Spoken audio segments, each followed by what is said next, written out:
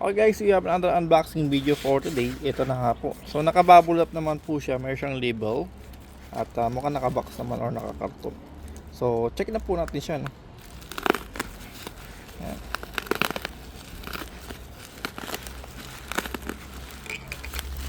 Okay, so yan, kita naman po yung box, no?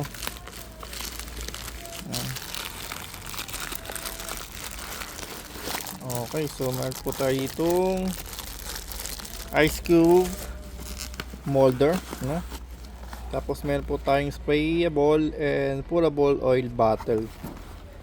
Ito siya guys, no? Made in China. So nakabubble wrap naman, so kaya okay, safe yung ating items. Check natin to mismong items. So ayan. Okay, so kung okay ba?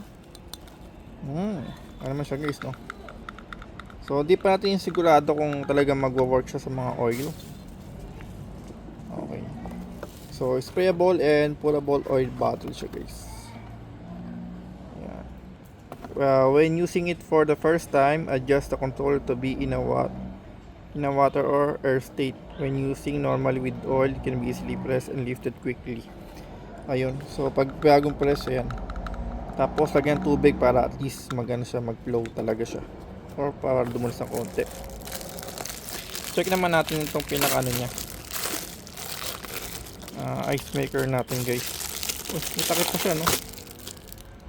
Oh, may takip pa siya guys, no?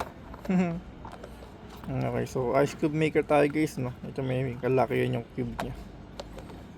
Yun. So yun lang guys. Thank you for watching. Yung link nito ilalagay sa description para mas like na po kayo doon sa ating items. Thank you for watching po.